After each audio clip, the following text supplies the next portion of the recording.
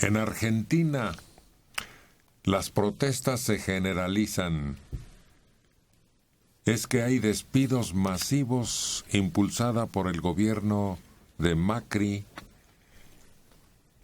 Pese a las protestas multitudinarias, este lunes se despidió a más trabajadores, igual que ha ocurrido en ministerios y dependencias oficiales.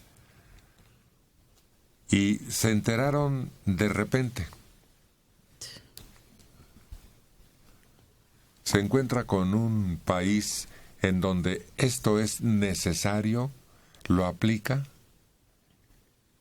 y tal vez hasta lo saquen, lo corran y lo manden regreso a su casa. Porque no es político. Otra vez, no es político. Él está haciendo lo que hace falta para que la economía siga adelante, pero no lo políticamente correcto. Algunos se están quedando sin cobrar. Ya es una pesadilla eso, porque ese es quedarse sin cobrar. No solo se queda con los grupos asalariados o de burócratas, sino de pronto nadie puede sacar el dinero del banco, y eso ya hay un par de antecedentes.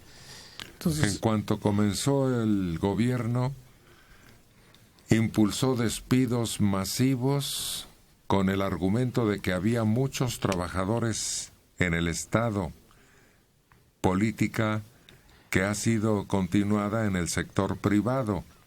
Miles de trabajadores han sido despedidos en forma humillante, en medio de maltratos y sin explicaciones de por medio, y difamados, ya que se les acusa de ñoquis, así denominan a las personas que cobran sin trabajar. Bueno, de eso sabemos mucho en México. Aquí les llamamos, no son ñoquis, son aviadores. Pero efectivamente, o sea, la realidad de cuando llegas a gobernar es muy distinta de la realidad que tú planteaste al momento de estar de candidato. Y aquí, pues quizás sí son las medidas adecuadas. Habrá que esperar. Pero el Estado no puede funcionar. O sea, llega un momento que el Estado tiene que tronar, o truena, porque no puede dar abasto a una burocracia tan grande, un gasto corriente que se te va a la mitad o más de la mitad en sueldos, prestaciones y pensiones. O sea, sí no hay Estado que lo soporte. A ver, ¿qué pasa en México si López Obrador llega? Es un político, por esencia. Ni un segundo de los últimos años de su vida ha dejado de ser político, de entender la situación, de analizarla, de criticarla, de evaluarla. ¿Y qué pasará cuando tenga que sostener todas las cosas audaces que dijo que iba a cumplir? Yo creo que ahí viene donde la decepción o la sorpresa de que no era tan fácil como él pensaba o como lo decía. Porque evidentemente muchas de las cosas que dice que puede hacer no se pueden hacer. ¿Son impracticables? ¿Por qué? Por los candados que hay en términos internacionales de compromisos, por la serie de leyes como se han estructurado. O sea, si él llegara sin leyes, claro que podría hacer lo que quisiera. Pero ya también es un gobierno que ya no llegas como el presidente López Portillo, Echeverría, que ellos sí podían hacer lo que querían en el momento que querían. Y ahí tenemos la nacionalización de la banca, y ahí tenemos incluso el TLC. Nadie le puso un reparo a Salinas de Gortari en su momento. Pero hoy lo hemos visto con estos tres gobiernos.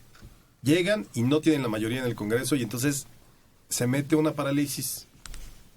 El que más hizo, y increíblemente lo que pasa es que la situación es tan grave hoy en día que se pasó por alto, pero quien más hizo fue Peña Nieto a lograr el Pacto por México y sacar las reformas. Pero está pasando lo mismo en Estados Unidos. Lo tienen atado de manos. Los republicanos no los dejan que hagan. Pero tiene suficientes poderes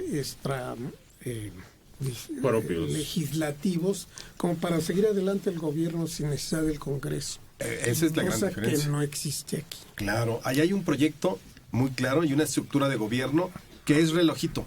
Nada más llegas a ajustarle el tornillito, se adelantó un segundo, lo regresamos, pero funciona. Aquí no. Esa es la diferencia. Puede llegar quien sea. Es un sistema hecho para aguantar al presidente que sea. Por eso podría llegar Donald Trump y funcionar perfectamente. Pero aquí, Obrador, quiero verlo vender el avión. Pago por ver, como dicen. Porque no es, como es mío, porque no es de él, es de la presidencia. Quiero ver que le den permiso para que lo venda. Y luego quiero ver cuánto nos cuesta el negocito, a ver quién lo compra y a ver cuánto se pierde. Y a ver cómo queda el crédito que está montado por 20 años. No es de yo decido mañana vender el avión y le pongo símbolo de se vende. Y el teléfono atrás en la cola. ¿Quién se lo compra? Sí, a mí me gustaría verlo exactamente como nunca se ha visto él, con una oposición en el Congreso. Porque cuando gobernó el DF era mayoría. Él hizo y deshizo, paró, no quería una ley. Por ejemplo, la ley de sociedades de convivencia, él la echó para atrás. No quiso hacer ciertas cosas, pero tenía el Congreso, o sea, tenía la mayoría que nadie le iba a decir que sí y que no. Habría que verlo ahora. Espérense, que quiere dar marcha atrás a la reforma energética cuando la energía en México ya no tiene ningún valor.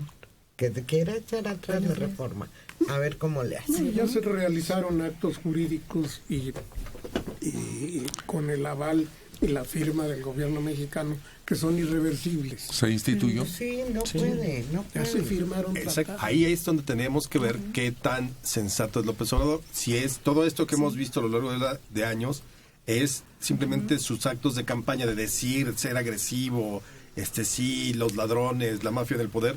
Y ya una vez que llegara, yo no sé si él se disciplinaría a que hoy existe un equilibrio de poderes. O sea, yo no sé si él aceptaría los no que ha dicho la Suprema Corte de Justicia a Fox, a Calderón y a Peña Nieto, o los no que el Congreso les ha dicho a ellos tres también. ¿Aceptaría eso? Sobre todo porque estamos viviendo una época donde los estados no se están cuidando solos. Los estados ahora, como son un desastre, tienen deuda, lo único que saben hacer es el gobierno, ayuda, no podemos. Auxilio. Y lo vemos aquí cerquita. Graco es un rebane, al grado que dijo, yo no puedo, que vengan y me ayuden. Y le sigues para abajo y ahí está Cuauhtémoc. Yo no puedo, pues el de arriba, y se van echando la bolita. De 62 años, Jorge Morán Guzmán. El problema de base en México es el nivel tan pobre que muestra la educación de una amplia proporción de la población mexicana. Es tan ignorante y carente de un juicio crítico que por ello se tiene el gobierno que se tiene, a diferencia de otros países que sí tienen una base ciudadana. Bueno, pero estoy seguro que lo van a negar, porque para ustedes, México es un maravilloso país con una crisis sin solución. Pues tienen que cuidar su trabajo, ¿no? Voceros del sistema. No nos ha oído.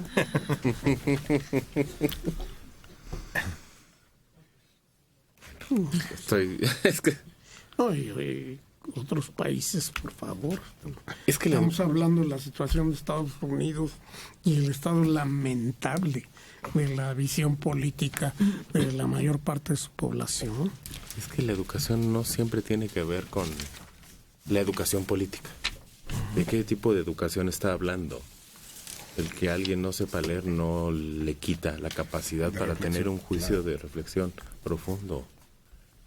Vamos por rumbos distintos. Además hay países con nivel educativo bajísimo y que están prosperando.